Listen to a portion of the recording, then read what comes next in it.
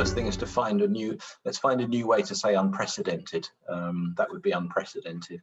I think my first thing, and I mentioned this earlier, is that I wouldn't go into selling ties. They are dead. They're a thing of the past, and yeah, I think we're all a lot more relaxed. It's nice to see a formal shirt, to be honest. I feel slightly underdressed, but yeah, I think the one item that possibly is completely redundant now is the tie.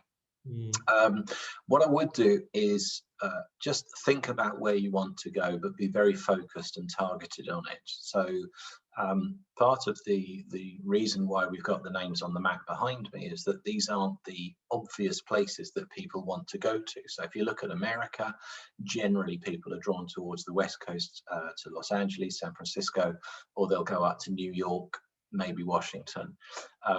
We have deliberately focused in on areas which aren't as well known but are still great economies. So we piloted and we're building some really interesting connections into Austin in Texas, which is by American terms, is a small city.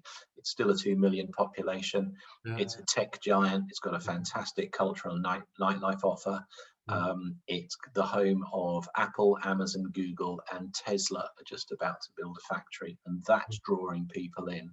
Similarly, when you look east, Singapore, Hong Kong, those are the go-to places. But actually, there's a real hunger in Manila.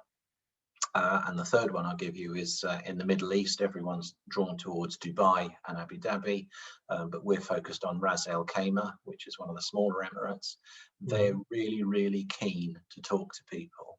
So my advice is to try to identify places where they are warm, where you don't have to break a new market, but they are not always approached and spoken to. And that's why I think Eastern Europe is quite engaged. I think that's why, as I mentioned, Romania, Bulgaria, they're very, very keen to engage with businesses in the UK and vice versa. And I think it's choosing places where they are keen and happy to engage.